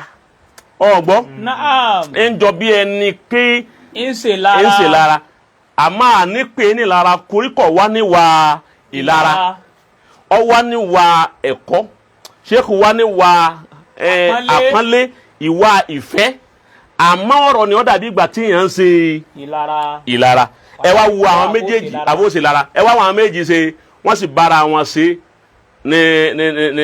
ní rọrùn náà wọ́n bá ń kà alayka minna tahiyyatun mubarakatun shamamna misikan wa zakka man yulakuna alayka minna tahiyyatun mubarakatun shamamna misikan wa zakka man yulakuna Ọlọ́run jọ dá fún ọ shamamna misikan wa zakka man yulakuna àkọ́kọ́ salamu lọ́kọ́ pé alayka minna salama tahiyyatun mubaraka ìwà àfáà àgbà Usman ibn Fodi ìkẹ́ Ọlọ́run látọ̀dọ̀ wa èmi Mustapha Barnawi kó máa bá ọ tahiyyatun àwọn kíkí kan látọ̀dọ̀ Ọlọ́run tó sì lálùbáríkà sàmámúnà mẹ́sìká èyí tí ń gbóòórùn tí ń rún lọ́fíńdà èyí tó dáa tó yẹ pé ẹni wọ́n bá pàdé irú kíkí ni òun náà ó sì máa gbúrò yóò máa gbúrò ara rẹ̀ sẹ́mi pé o ti kọ́kọ́ ti kì í ṣáájú nù respect náà nù al-ihtiramu fi muntaha o ti bá wọn respect de gaya ihtiram ọsọ bẹ́ẹ̀ ọyẹsẹ wa paasi ọyẹsẹ ẹwọn tọkọ ti ṣáájú èpè làwọn ti wá ti ṣáájú èpè ẹwọn tá a fa Mustapha Barnawi ẹwọn tó ti ṣáájú àwọn ti wá èpè àti ebú o ti ọ̀kan sọ ọ̀kan ni mú ọ̀kan aláwọ̀ ni ọmọdé ò tiẹ̀ ní ọ̀gàn ọmọdé mélòó ní ọ̀gàn mọ́tà àti ẹ̀yà rè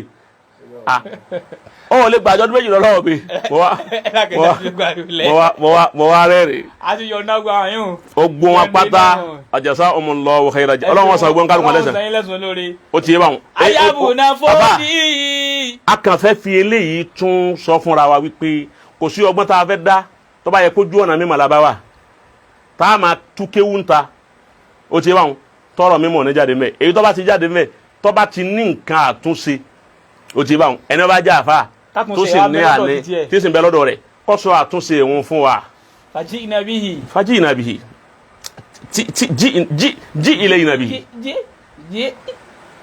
ṣe understand yìí ká lò bí àwọn àyí ti lò ń jọ́nà. ayábùnà fòdì. kọ́m ó ní wọ́n àfa gbàgbọ́n fọ́díà ó ní ti lẹ́tà tí mo kọ sí ọ yìí kọ́m ọ̀yà ń délẹ̀. fanzuri ululi juhala. uli mabulu báwọn fanziri ulili juhala. máa ṣe kìlọ̀ máa ṣe wáàsí rẹ lọ fún gbogbo àwọn aláìmọ̀ kan. la'allahum yafqahuna dina wa duna. ẹ̀wọ̀n kan ó ní kí Ibn Fodi ó ní máa bá wáàsí lọ o máa sọ̀rọ̀ ẹ lọ. la'allahum yafqahuna dina wa duna. ó ṣeéṣe kí wọ́n gbọ́ àgbọ́yé ń pa bálkì àmọ́ ó ti da àti báyìí wọ́n ti da lẹ́nu rẹ̀ àmọ́ ń tá a fẹ́ kọ̀ǹtrol rẹ̀ ni wọ́n máa ṣe wáàsí máa wò àmọ́ ń tá a fẹ́ sọ fún ọ kó o tún ṣe ni pé. wàmúnà ziyarọta siwani بوعدك إذ wamna siyarata niswani liwasika wasi rẹ tó ń ṣe ìwọ Usman ibn Fodio má jẹ́ àwọn obìnrin wá má oníkàwọn obìnrin má gbélé àwọn obìnrin pamọ́ àwọn àṣì má. إذ ntọ́fà tá a fi wí bẹ́ẹ̀ ni pé ولترجال بنسوان كفاشينا. kí obìnrin àtọkùnrin ọjọ́ máa jòkó ń bí agbo wá sí èyí wọn ìdójútì lọ́jẹ́nu Islam torí Islam ọkọ wa bẹ́ẹ̀ àfa yìí sọ bẹ́ẹ̀ fún ṣe Usman ibn Fodio bí Usman ṣe tó nù mímọ̀ ńgbà náà tí ọ̀sẹ́ ni ó tó àfa yìí sì tó rí láì fi. Allahu Akbar. Bọ̀ fún ṣe Usman ibn Fodio ó ní wíwá táwọn obìnrin wá bí wá sí wọn ó ní ẹ parẹ́ ẹ má jọ bí wá wá sí má. Inna limamata wa ma Afa àwọn nǹkan bàdálì màmá tí wàá já láwákìbí wá sùn kànà yẹ kí Ọlọ́run jọ dáa fún láwákìbí wá sùn kànà yẹ kí fi náà. Aba Mustapha Badnawi innal mamata ikú wà máa bá dálí màmá tì àti tí ń bẹ̀rẹ̀ ìta bá kú tán wàjàlá bílẹ̀ àwa kéwé wà zùkà náyẹ kí fínà. zùkà náyẹ kí fí. àfìlì táwọn. innal mamata ikú tá a kú ọjọ́ tá a kú ọjọ́ náà ń bọ̀ àti tí ń bẹ̀rẹ̀ ìta bá kúta bílà kíbi àti àìmọ̀ntíọ́s àkíbà wa ntí ó gbẹ̀yìn wa ìwà àfà wọn ni wà sí ìwà àfà Usman ibn Fodio wà sílẹ̀ yìí ó tó fún wa wà sí ó tó fún ọ kí wọn náà tají ìwà àfà wa o ẹ̀rí nǹkan báwọn ó tó fún yín kẹ́ ẹ tají o ọkọ̀ rìsálà ń jọ́nà ni ọgbọ́n ó ṣe déédéé kéèyàn ọlọ́lé iṣẹ́ rédíò kọ́ ní bàbá ajákùnmá tọ́ ẹ bẹ̀rù Ọlọ́run o ẹ má de charles kiyama o ẹ̀ńdẹ́sìnrú o ẹ má de charles kiyama o gẹ́gẹ́ bẹ́ẹ̀ ni wọ́n á ṣe é fún Usman ibn Fodio nígbà wọn á ṣe é bẹ́ẹ̀ Usman rí ọ tasalama ó wẹ́lkọ̀mù lẹ́tà yẹn ọ wẹ́lkọ̀mù lẹ́tà náà ọ sì ọkà ìgbà tọ́ka ọkà Usman la Usman afẹ́fẹ́ àwọn èèyàn mọ̀nà náà ni. Allahu Akbar wá sí la fẹ́ ṣe. wá sí náà la fẹ́ ṣe fún wa. Usman wa rántí wípé ṣé Usman wa rántí pé anabi náà àwọn obìnrin máa lọ yídì lójú ayé àná Muhammad wọ́n sì láàyè tí wọ́n ti kírun. ṣé Usman ní àwọn obìnrin máa lọ yídì kọ́dà bá anabi bá parí tán tó bá parí ní irun tán anabi ó tún wá kú ní sáfù àwọn ọkùnrin yóò wá bọ́ sáfù àwọn obìnrin anabi ó wá ṣe wáàsí fún wọn sẹ́wọ̀n kí n gbà náà kò sí máìkì. bẹ́ẹ̀ni ó ti wá anabi ó wá ṣe wáàsí fún wọn fáwọn obìnrin kó kálukú tó máa lọ. ọlẹ́lẹ̀kejì hajj tá ń lọ àtọkùnrin àtobìnrin wọ́n ń tàwáfù ó ti ìtìlátù wa àfa ẹ̀rí òun bẹ lọ́wọ́ ṣé Usman ibn Fodio ṣé ọ̀dọ̀razan tó mú lọ́wọ́ àfa Usman wa pé n tí ń ṣẹlẹ̀ ń bẹ̀ ni pé àfa wa dáadáa yìí n tó tì síwájú wa yìí tó fi wá láti wá ṣe correction fún wa yìí ó wá pẹ̀lú ihtiram ó sì wá pẹ̀lú àpọ́nlé ni kì í ṣe ẹni tó wá bá wa jà àfa Usman wa pé àbúrò rẹ̀ Abdullah ibn Fodio ìwọ Abdullahi mọ́kọ́ ń kéwò sí yanjú ó ti bá ń ṣàlàyé fún àfa wa náà lẹ́nu eré tó tawájí bá a kọ́ àmọ́ bá a rí tó lòun náà ni wọ́n náà lò àti bó ti lò náà ni ó lò fún kọ́ka fi ṣàlàyé fún wípé n tà ń ṣe yìí àmọ́ o ní ṣe Abdullahi ibn Fodio náà bá mú kálámù òun náà bá murasalatu náà máa ṣe ń gbà náà kì í kò sí sọ̀rọ̀ fídíò báyìí wọ́n máa fi lẹ́tà ránṣẹ́ síra wọn ni náà òun náà bá kọ́. يا أيها ذا الذي قد جاء يرشدنا يا أيها ذا الذي قد جاء يرشدنا لما قلت فاسمع أنت ما قلنا سمع لما قلت فاسمع أنت ما قلنا يا أيها ذا الذي Aba Abdullahi ibn Fodio ó ní mo pe ìwọ ṣe Mustapha Badnawi mo pe ọ àfàgbà wọ́n àfà dáadáa eléyìí àfà ti dunnú sáfẹ́ ẹgbẹ́ rẹ̀ àfà torí ń tó kù tó yẹ káfẹ́ ẹgbẹ́ rẹ̀ ó mójútó tó sì rán wa létí ẹ̀ kọ̀díjà àrùn yorùsídùnà wọ́n tó fọ̀ náà hawa ibi tá a kù sí tó sọ fún wa Samu'an lima kulita. Gbogbo ń tọ́ sọ wàláhì agbó àṣetẹ̀lé. Samu'an lima kulita. I understand tẹ ẹ̀kọ́ sí wa. Samu'an lima kulita. Gbàtà ká inú wa dùn sí. Samu'an lima kulita. Àwa náà ń wòye sí ń tọ́ ọkọ àṣẹ understand rẹ̀. Samu'an lima kulita. Àmà Fasima lima kulina. Samu'an lima kulita. Fasima kulina. Fasma anta. Wọ́n náà wá abẹ́kí wọ́n náà understand wa kọ́ tẹ́tí lẹ̀ sí wa. Ma kulna níta wa náà fẹ́ sọ yìí abẹ́kọ̀ gbọ́ dáadáa. Lasina nukhalitu bin niswani kayfa wa dha. Lasina nukhalitu bin niswani. A dá obìnrin àtọkùnrin pọ̀ ọgbọ́n a dá wọn pọ̀ torí sẹ́wọ̀n Mustapha Barnawi kìí jẹ́ kó débi wá sí Usman ibn Fodio wọ́n sọ fún ni. Allahu akbar. Wọ́n sọ fún ni. Masha Allah. Ọ ni a ole wá ní tó bá yẹ pé ẹ bá wá níbi wá sí wa ẹ máa yí pé obìnrin jókòó lọ́tọ̀ tiẹ̀ ọkùnrin náà jókòó lọ́tọ̀ ní àdá wọn pọ̀ àwa náà mọ òfin Islam. Masha Allah. A sì understand Ọlọ́run san yín lẹ́san rẹ̀ àwọn obìnrin jókòó tiwọn lọ́tọ̀ ọkùnrin náà ń jókòó lọ́tọ̀ ni ó ti yé báwọn bá a ti tó nù. Lasina nukhalitu bin niswani kayfa wa dha. Kayfa báwo la ti ṣe bẹ́ẹ̀ a gbọ́dọ̀ ṣe bẹ́ẹ̀. Kunna nuhadhiru an dha kulli tasallamuna. Gbogbo ń tá a wí nǹkan yìí náà wíhun àwa náà máa pọ́ lọ́hún sọ wípé obìnrin àtọkùnrin ò gbọ́dọ̀ rò pọ̀ àwa náà gbọ́ a sì understand rẹ̀. In kana dhaka. Bá a bá ṣe bẹ́ẹ̀. Walakin la nusallimu an. Bàbá yẹ pé a bá ṣe bẹ́ẹ̀ tá a kó wọn jọ pọ̀ èyí òun la lè pa àjẹbí a máa lè fi obìnrin àtọkùnrin ká dà wọ́n pọ̀ a ní ṣe bẹ́ẹ̀ ní tí ò ní já ṣe bẹ́ẹ̀ ni pé. Yatirukina bil jali hamalan kana yu'dhina. Àwọn aláìmọ̀kẹ́ wọn padà máa fi evidence tó máa fi kó ìnira bá Islam táwọn ọkùnrin àti obìnrin wọn máa wá ṣe bànínà láàrin ara wọn lọ́jà wọ́n separate wọn ọ̀tọ̀ọ̀tọ̀ láyé ọkùnrin ọ̀tọ̀ láyé obìnrin òun náà wá kọ́ padà sí Sheikh Mustapha Barnawi ní Sheikh Mustapha bá ní tọ́ alhamdulillah Ọlọ́run wọ́n san ilé san rí ibi wọ́n parí ọ̀rọ̀ tí wọ́n gbọ́ra wọn sí sínú ní Nàìjíríà yìí náà níbà. Wa idha am'ana an-nadhara. Tá a bá wá dájú làákàyè wa tá a dájú wa lọ. Fi hadhihi al-munadhara al-ilmiyya ibi munadhara ilmiyya tí àwọn àfáà méjèèjì wájọ ṣe yìí. Najidu mada ihtiramil qudama. A bá bí àwọn àfáà gba tànà bí wọ́n ti fúnra wọn ní àpọ́nlé lórí ọ̀rọ̀ mas'ala. Mas'ala ni ba'duhum ba'da bí wọ́n ṣe fúnra wọn lápọ́nlé tí ọ̀rọ̀ mas'ala ilmiyya bá ti dé. Wa mada ihtirazihim min al-wuqu'i fi sabbi wal-la'ni. Wọ́n sì máa sọ̀rọ̀ àwọn nípa kí a máa bú ẹni tó bá mú mas'ala kan wá kásáré àtàkẹ́ pẹ̀lú èbú àbí kásáré máa ṣe pèlè pé eléyìí bú ni wọ́n fẹ́ ṣe kí ni wọ́n ní ká sọ̀rọ̀ àmbẹ̀ àárí mbẹ̀ àbí ká máa yẹ̀yẹ́ personality rẹ̀. Laysa fima jara bayna hadhaini shaykhayni. Ntọ́ lọ láàrin àwọn àfáà méjèèjì yìí. Min al-murasalati al-ilmiyya. Jasallahu mu'allifa hadha al-kitab.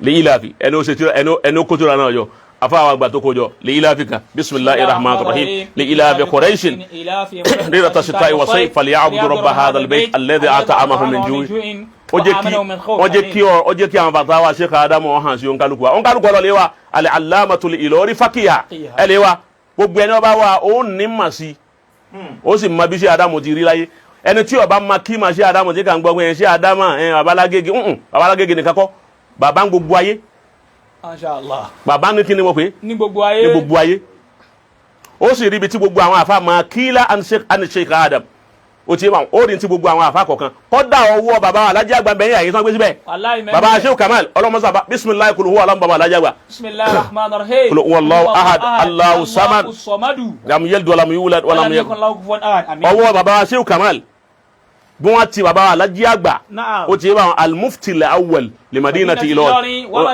n tí wọ́n sọ ń pa Sheikh Adamu bẹ́ẹ̀ ẹ̀ ní sọ fún ọ. كل هذا شيخ آدم بسم الله الرحمن الرحيم قل هو الله أحد لم يلد ولم يولد ولم يكن له كفوا أحد وانا أبالو ليوا العلامة الإيلوري فكية ونوري به ليس فيما جرى بين هذين الشيخين انت الله لا ni àwọn àfáà méjèèjì من المراسلات العلمية inú àwọn lẹ́tà tí wọ́n fi ń ránṣẹ́ síra àwọn tó jẹ́ ti mímọ̀ yìí ليس فيها كلمة تسبي kò sí kẹ́lmà kan tó ní kò fẹ́ dá fún wa àbí kọ̀fẹ́ dá fún wa fáwọn gẹ́gẹ́ ni kò sí bẹ́ẹ̀ àbí èdè rẹ̀ burú ni báwo ló ṣe lè máa sọ̀rọ̀ báwọn tó máa kí n gbà náà pé ó ṣe lè máa nígbà náà Ànábì Mùsá ọlọ́nú odò àbí kò sí yóò ń bẹ̀. wala fiha kò sì sí ń bẹ̀. ma yahmilu tabdi'a èyí tí mo kẹ́ wọn ní bídíà ni ẹ̀yàn bídíà ni. wa tafsiqa wọ́n fún wọn fásitì ni kèfèrí ni ẹ̀yàn ní gan ni kò sí ń bẹ̀ nínú gbogbo nta wíla látọ̀dọ̀ àwọn sàhábà débi tá a dé yìí ẹ bá ń bi àwọn jàmáà yìí pé ìjẹ́ agbọ́ bídíà látàárọ̀ nínú tìlàfàtì yìí tá a sì gbọ́ fásitì káfíìrì agbọ́ bẹ́ẹ̀. yóò padà tí wẹ́wọ̀n. àgbọ̀ bẹ́ẹ̀. farọ́dù ẹni ó mú rọ́dù wa. wal jawab àtẹni ó fèsì. kilahuma àwọn méjèèjì. ala qantarati husnil adabi. àwọn méjèèjì lo adabu pẹ̀lú ara wọn ni. wa hifdhil ukhuwati islamiyya. wọ́n sì sọ ukhuwa islamiyya. hadha eléyìí tá a wí yìí o. min adabil muamalatil hasana. adabi muamala maka yòókù wọn adabu inú àwọn adabu muamala bá a ti gbára ẹni sí. alhasana. inú silamu léyìí tó da. alhamdulillah. náà eléyìí ló jẹ́ àmà wípé gbogbo ń tó kù lẹ́yìn eléyìí lẹ́yìn tá a kà yìí béèyàn ti ṣe tìlàfàtì nìyẹn sẹ́ni gbogbo ń tó kù ni ọ̀ndà ìlàràtì. al-ilarati o ti ba onda al-ilarati o ti ba ani al-ikhtilafatu asini al-ilaratu tẹ́lẹ̀ gbogbo gan le gbagba oni gan ilaratu nu kíni ilaratu náà ó ṣe johun ó ṣe ń jọmọ baba Lágége wọ́n ṣe ń gbé lọ́mọ baba Lágége ọmọ baba Lágége bò ọmọ kini bò ọyọ mega ọjọ́ ọmọ ajo ni ọjọ́ nítorí pé ọkàn onírùngbọ̀n àti irùngbọ̀n rẹ̀ wá tó wá funfun ó ti wá wọn tẹ́wọ́ ẹwọ́ ọmọdé wa ni gbogbo èyí ń bẹ lọ́ndà al-ilarat understand eléyìí tá a wí yìí òun ni ikhtilafat èyí tí ń ṣẹlẹ̀ lọ́dọ̀ tiwa yìí ni al-ilarat tó ti gẹ́tì báyẹn ibi tí mo sọ kalẹ̀ ọ̀rọ̀ wa sí nìyẹn sẹ́rí ọ̀rọ̀ mímọ̀ ntá bá ké àti ntá bá mọ̀ anything tí àfa kan bá sọ kọ́ra bá sọ bí wá sí ń ta ó ti yé wa èyí tó dáa fún wa ni wípé kí a kọ́kọ́ wò ó ná bóun ló ti gbé kalẹ̀ ọ̀dà sí wádìí kàlámì yẹn wádìí rẹ̀ ni sí ọ àṣà àwádìí àyẹn ni ó sì gbé kalẹ̀ àwọn àbá gbé kalẹ̀ bó ti dáa ó ti yé àmọ́ kì í ṣe kẹ́ni yẹn gbé kalẹ̀ kọ́ dáa káwọ́ bá tún gbé ní ọ̀nà tí ọ̀dà kọ́sọ́gbọ́n tá a fẹ́ dá ó ti bá wọn oníwàásí ni wa bá a bá débi wàásí a máa tú kéwú mi lọ tá a débi tá a ti ṣe pé a níbi tá a dé yìí àwọn àfa sọ̀rọ̀ lórí ẹ̀ a ti débẹ̀ àfi ká sì yá níta bá mà lórí ẹ̀ táwọn àfa sọ mbẹ́. Masha Allah. ọgbọ́n Hayakumullah. àfi ká yantí a bá sọ lórí ẹ̀ táwọn àfa sọ ní orí rẹ̀ òun ni ọjọ́ tí mo wà tá a wà ń bì kan tí n fi ń sọ fún àwọn kan nípa ọ̀rọ̀ aljibal náà kí wọ́n sọ̀rọ̀ jibal lánàá ní ànábì òde èyí tó wá kọ́ ọmọ wa ń sọ kan nípa jibal wípé irú àpáta tí ń bẹ ńlẹ̀ẹ́lẹ̀ yìí ǹjẹ́ ń bẹ ń sánmà àbí òsín sánmà mo sọ̀rọ̀ orí àbí sọ̀rọ̀ yìí. Bẹ́ẹ̀ni. ó ti yé pé ǹjẹ́ irú àpáta ǹjẹ́ ń bẹ ń sánmà bẹ́ẹ̀ àbí òsín sánmà bẹ́ẹ̀ sẹ́mà pọ̀rọ̀ mímọ̀ ni a sì lánàá ni gbogbo ẹ̀ ọ̀dà bàbá ní kò sí irú àpáta tí ń bẹ ńlẹ̀ẹ́lẹ̀ àwọn àpáta tí ń bẹ ńlẹ̀ yìí ń sánmà báwo lẹ́dùn àrá sí ń wá láti sánmà ẹ̀dùn àrá. sánmà lẹ́dùn àrá sì ti ń wá yìnyín sánmà ní ti ń wá. mo wá sọ́njọ́ náà wípé ẹ̀dùn àrá tán nígbà náà wọn rán àrá sẹ́nìkan wọn ṣe kíníkan mo wá sọ fọ́njọ́ náà pé kò sí ẹnìkan tó lè hákì àrá pé òun fẹ́ sẹ́ndì ẹ̀ sẹ́nìkan ó ti bá wọn ọlọ́run fún rẹ̀ ní darí ẹ̀ fún rẹ̀ àmọ́ ẹni tọ́lọ́run bá fẹ́ darí ẹ̀ fún yóò afẹ́ nìkan ṣe sábàbí eré ibú ni wọn àti gbogbo ẹ̀ mọ́sálàyé ń gbà yẹn àwọn nǹkan yẹn ọ̀rọ̀ mímà iná làwọn yẹn bàbá wa tu bẹ́ẹ̀ tí mo bá gbé ara bẹ̀ tá a bá tu bẹ́ẹ̀ tẹ́lẹ̀ mi bá máa bá mi ní wàá sọ pé akramakallah ọ̀rọ̀ tẹ́ tún wá bẹ́ẹ̀ ni àmọ́ ẹ wo báyìí mọ́ máa báyìí lórí ọ̀rọ̀ àpẹẹlẹ ìlẹ́sẹ̀ ńlẹ̀ ju ti ń lọ èmi máa sọ mẹ́ gbogbo gbà àmọ́ la yadurru sọ ẹ́ logo wa nìyẹn tọ́ba rí tó ju tiwa lọ fún wa bàbá mudir ẹnu wọn láti gbọ́ tí bàbá sọ pé la yadurru sahibal haqqi kasratul mukhalifin o ti yé báwọn so ọlọ́run kọ́ wọlé àndẹ́ Muhammad kí ọ sànù gbogbo wa gbogbo àwọn àlùfáà wa gbogbo àwọn àfáà gbogbo ẹni ó sọ̀rọ̀ lórí ẹ̀ pẹ̀lú mímọ̀ kódà débi wípé kíní yẹn wá ń bá yẹn nú jẹ́ ọmọ tí ń bà mí nú jẹ́ òun ni wípé bí ọ̀rọ̀ mímọ̀ bá ti wá délẹ̀ àwọn èèyàn wá rí bí ìgbà tó yẹ pé yẹn ń húrí òkú kíní yẹn ń dùn mí láti wá sọ di ọ̀ràn bí ìgbà tó yẹ pé yẹn ń húrí òkú kí ló kàn ọ́ ní sàlẹ̀ gbọ́kọ́ sí bí ìgbà tó yẹ pé àbí yẹn ń húrí òkú ni húrí òkú adákun so ọ̀rọ̀ mímọ̀ ẹni tó ń rí òkú gan tán béèrè yàn lọ́wọ́ rẹ̀ tó ń rí òkú gan wọ́n sì bẹ́ẹ̀rì rẹ̀ ṣe mọ́lẹ́mọ́lẹ́ wọ́n sì ṣe mọ́lẹ́mọ́lẹ́ ọ̀rọ̀ mímọ̀ tá a wá yanjú pẹ̀lú ọ̀rọ̀ mímọ̀ láàrin ara wa ó ti yé báwọn ọwọ́ adi wípé àwọn tó jẹ́ aláìmọ̀ kan wọ́n ń sáré bẹ́ kò jẹ́ kí àwọn tó jẹ́ mímọ̀ gan gidi tara ẹ̀rí pé àwọn tó jẹ́ mímọ̀ gidi tara àwọn díẹ̀ ló dá sí àwọn yòókù dúró ní pẹ́tọ̀ gbàtà àwọn aláìmọ̀ kan wọn jùhálà wọ́n ti bọ́ síwájú wọ́n ti gba sáfù wájú máa wọ́n mọ̀ lọ́wọ́ làwọn náà bá dákẹ́ pẹ́tọ̀ kí láwọn apá wí nísìn tí wọ́n sì ní tí wọ́n lè wí láti fi ṣèrànlọ́wọ́ fún wa lérí nǹkan tá a wí yìí. fáwọ́dán yẹn ò jẹ́ kí wọ́n rí wí. fáwọ́dán wọn ò jẹ́ kó kálukú rí wí. tọ́ ńgbà ó ti wá rí bẹ́ẹ̀ làwọn náà ti wá sàlámà pé tọ́da àti gbọ́ ó ti yé àti gbọ́ èyí tó bá kù àwọn náà máa béèrè lọ́wọ́ ní kálukú ibi àbá àbí.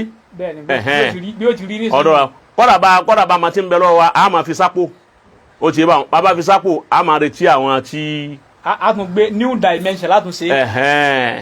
so bó ti rí nu ọlọ́wọ́n wọlé àná Muhammad gbogbo àwọn tó jẹ́ olólùfẹ́ gbogbo àwọn tó jẹ́ olólùfẹ́ wọ́n máa bẹ́ẹ̀ dùnú àti bí àlàáfíà. àwọn olólùfẹ́ wọn a nídìí ká ṣàdúrà fún wọn wàláhì. Alhamdulillah. a nídìí ká ṣàdúrà fún wọn wọ́n fi ìfẹ́ yẹn wọ́n fi hàn. wàláhì. wọ́n ní kí bàbá má dá alukọ̀ yìí dúró torí àwọn ń gé ní mímọ̀ gan a lot. okay wàláhì tàláhì wàláhì okay wàláhì. ní kí wọ́n má lọ wá sí àmọ́ alukọ̀ yìí wọ́n má dá dúró. àwọn olólùfẹ́ náà àwọn olólùfẹ́ ní ẹ dákun torí Ọlọ́run alukọ̀ yìí wọ́n ní ẹ má dá dúró. pé àwọn ni a máa lọ wá sí àmọ́ alukọ̀ yìí àwọn ń gé ní púpọ̀ gan bẹ́ẹ̀ púpọ̀ bẹ́ẹ̀.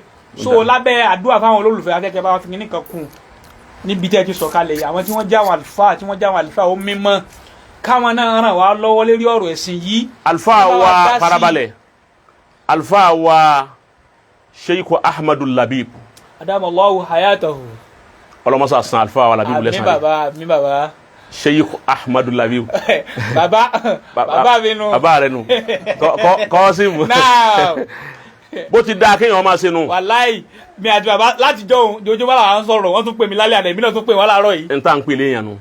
Sheikh Ahmadul Labib kì í ṣe ẹni tí ó fi dúdú sínú tí ó wà tu funfun jáde. wàláì. gbogbo ẹni tó bá rí tó bá ń lágbájá ọ̀sẹ̀ mi tó ṣe fún mi ọ̀dà ẹ wá èèyàn sọ́dọ̀ rẹ̀. Allahu Akbar. kò láburú kankan nínú. sọ́dọ̀ ẹni tó bá láburú nù tí wọ́n bá tún wá ní ẹsẹ̀ bò ọ̀sẹ̀ kankan fún mi ọ̀làburú tí ó ṣe nù. Subhanallah. ó rí kí mo sọ kí ni kan jọ́nà tá à ń sọ̀rọ̀ mo ní Sheikh Labib mo lọ́wọ́ àfa Labib wò lé. àní mo sọ bẹ́ẹ̀ fún wọn pé atáyé ṣe lọ́rọ̀ yóò lé. wàláì kò ṣe lé bó ti rí mo sọ bẹ́ẹ̀ fún wọn wàláì. wàláì kò lé. ntọ́ fa ọ̀rọ̀ Qasim òun ni wípé ó rí kí mo sọ kíní kan mo sọ fẹ́yìn náà mo sì pe Sheikh Labib náà mo sọ mo ní Sheikh Labib mo lè mi mọ jẹ̀bi o. bẹ́ẹ̀ni wàláì. o ti yé báwọn mo ní mọ jẹ̀bi o. wàláì. mo ní wàláhì mi mọ jẹ̀bi mo sì tọrọ àforíjì lọ́wọ́ àfa Labib. kí ló fà ní wípé gbogbo ọjọ́ tí n ti máa jà láyé yìí máa fèsì ni yìí máa fọ kí ni wàláhì làásì máa fọ èsì ni èmi yẹ dájà lẹ tó èsì mi kàn mọ wọn fẹ́ heavy wúwo ni àmọ́ wàláhì tá a bá tú sálẹ̀ rẹ̀ ẹ bá wípé mo jòkó jẹ́jẹ́ ni yìí fọ èsì ni àmọ́ ti Sheikh Labib ọjọ́ náà tí ń lọ wá sí inú mọ́tò ńjọ́ náà iná mo gbọ́ iná mo gbọ́ ọ̀rọ̀ ohun tẹ́nì kan pè mí pé báyìí wọ́n ní kan àfa Labib ọ̀rọ̀ yìí ní sọ lọ́wọ́ ní ṣe gbá ní ṣe ẹgbó so presentation tí ẹni yẹn present fún mi ìtara yẹn ara ń kan mi lọ́wọ́ ńgbà náà ìtara àwọn tẹ́mi débi wá sí èmi bá bẹ̀rẹ̀. àwa náà ti mọ̀ kálá bá gbọ́ tẹ́ni ń wí ni àwọn ò gbọ́ nu mọ́tò àkàngbọ́n tẹ̀ sí. ọ̀hán ní kìlọ̀ tẹ̀lẹ̀ bẹ́ẹ̀ ni ọ̀kan nínú àwọn ẹ̀sìn fi mí hàn ọlọ́wọ́n jọmọ náà lálùbáríkà àti gbogbo yín náà àti mufti Jakuma yìí àwọn méjì wọn wá ní àkàwọn kan láwùjọ ọ̀tọ̀ ní ta aláṣọ bí wà sí ẹgbẹ̀lẹ̀ tó wá yà sí wọn mo ní báyìí wọn ni kí n já wọn wò ná wọn bá wò sẹ́ni gbà wọn gbọ́ wọn bá sọ fún kí àwọn Labib wo bu yín. àlàyé náà ṣe. mo ní kí ló pé. ìmọ̀nà kọ́ wa. àfọ òbu yín. ìmọ̀nà kọ́ wa. àwọn Labib wo bu mi. àwọn bá fi hàn mí apá mi bá jábọ́. La ilaha illallah masha Allah. o ti yé báwọn kọ́dà mo ṣe stick fáwọn rẹ̀ lọ́dọ̀ Ọlọ́run. wàláì. pẹ̀lú àwọn ọmọ yìí mo ní mo ṣe stick fáwọn rẹ̀. wàláì. ńgbà mo wá rí wípé àwọn èèyàn ti wá fẹ́ kó sí àárín yẹn èmi àtàfà Làbíbù sí ni olólùfẹ́ ni wa dáadáa àfà Làbíbù ti wá sí àwọn nǹkan tó pọ̀ fún mi tó pọ̀ tó jẹ́ nǹkan má lè gbàgbé tó yẹ pé tí n bá rántí èyí òun gan ni kò yẹ kí n sọ̀rọ̀ àmọ́ awwalul ghadab jununu wa akhiruhu an-nadam ọgbọ́n hayakumullah èyí òun ni tó bá rí bẹ́ẹ̀ àfi kí èyàn ó tètè tààrà já padà kí yẹn ṣe tètè ṣàtúnṣe. èyí tó sì dáa fún ẹni tá ti ń jẹ́ ọmọlúwàbí òun nù ni tí wọ́n bá ń pè ọ́ lákin tán ń pè ọ́ gbogbo nǹkan á ọ gbọ́dọ̀ já kí ọ̀hún kó tún láyà sọ́lọ́hún gẹ́gẹ́ bẹ́ẹ̀ mi ti máa sọ kò sí ẹni tí mo ṣẹ̀ láyé tì lè bẹ̀. rárá dáadáa. wàlọ́hì azim wàláì ó ti yé báwọn but ọlọ́run kádàrá kódà kí nìyẹn tún dùn mí pé èmi àtàfà Làbíbù ọlọ́run ní kírun nǹkan báwọn ó tún. bàbá alẹ́ mi ò rò pé ó lè ṣẹlẹ̀. ọ̀padà tó wá dùn gbogbo àwọn tó wájú olólùfẹ́ tí wọ́n fẹ́ ṣe Làbíbù tán fẹ́ mi náà làwọn wá ń pè ẹ̀yin méjèèjì ẹni wa ní. àní sheikh. làfà wa ọ̀kan náà àfà wa àgbà wa dìde pé òun lọ́dọ̀ àfà Làbíbù òun lọ́wọ́ débẹ̀ lọ́wọ́ parí gbogbo ọwọ́ parí gbogbo ẹ̀ a ṣe parí ẹ̀ bẹ́ẹ̀ ó ti yé báwọn làbá fi ó rí pé àwọn ìwọ tiẹ̀ ló tún wájà fà Làbíbù ń sọ̀rọ̀ lẹ́ẹ̀kejì ìwọ yìí lọ dá yín wọlé àmọ́ ewo ti gbára ẹ̀ lẹ̀ lẹ́ Shehu Làbíbù ti wá àfà Làbíbù ti wá di wípé ó tún fẹ́ wá máa kọ́ símù yìí ju èmi náà lọ èyí òun ni wà nígbà. bàbá ti wá sọ mí nù ẹ wá gbá èmi náà lọ àbálùlì bí rínú ayé sí àrò jùlọ wúdà àbí so Sheikhu Labib wàláhi summa billahi alladhi la ilaha illa huwa. ṣé wọ́n ní nítorí ọ̀rọ̀ yín. àfààní. àwọn wà ní airport wọ́n fẹ́ fly wọn lọ sábùjá torí ọ̀rọ̀ kẹ́ ẹ̀rọ ọlọ́run kan á pè wọ́n pé Sheikh Labib mo fẹ́ràn yín mo sì fẹ́ràn àbáwá táyé ṣe inú kan wà nígbà àbáyẹ sẹ́ndì account number bàbá ló ṣe míà. Allahu akbar. bàbá sọ fún mi pé ó ṣe 100,000 sáwọn.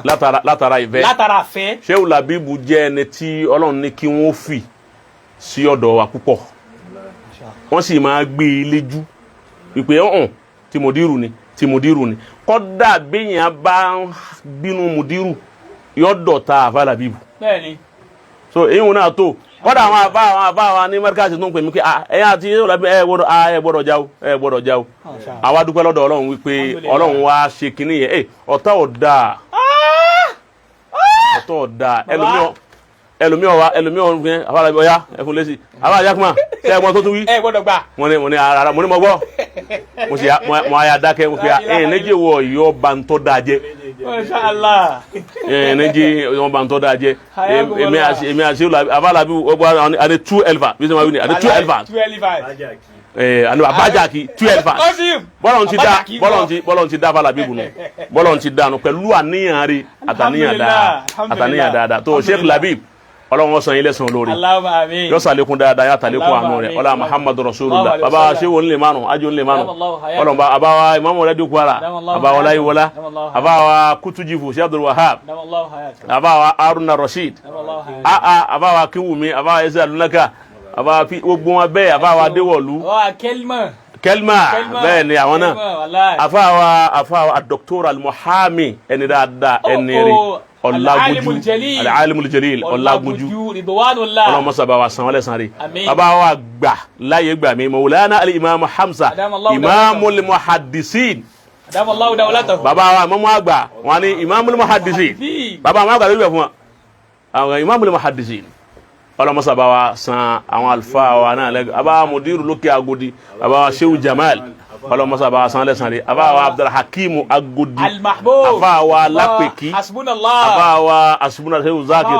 àbáwa Jawhari àbáwa Alápèkí àbáwa Sirajuddin Bankole gbogbo wọn náà ni wọ́n ṣe dáadáa kọ́dà àbáwa gbà lẹ́kọ̀ọ́ ní Ogun State kọ́hún Sheikh Abdulhamid Maulana Sheikh Abdulhamid Atata mudiru markas Sabil Najat o ti yé báwọn kọlọ mọ́sá bá wa sàlékún dáadáa wọn kọ́ bá wọn dúró kọ́ sàlékún rẹ̀ àbá wa gbà lábẹ́kúta ya Sattar Allahumma asturini ya Sattar wọ́n ẹ̀sẹ̀ parí ọ̀rẹ́ mi dáadáa olólùfẹ́ mi torí wípé èmi ń jọmọ babalágége nílọrin ya Sattar ń jẹ́ ọmọ babalágége ní gbogbo tí ń jẹ́ Abẹ́òkúta ó ti bá wọn àwa wíyà ọmọ bàbá alágége. àwọn náà wọ́n dúró pẹ̀ wọ́n dúró àrẹ harakati wọn náà pẹ̀lú àníyàn rí Allah. àtọkàn rí ọlọ́run ní ba ọlájẹmọ́ yín lọ́wọ́ Allahumma amin. àbáwá amiru lọ́jà tuntun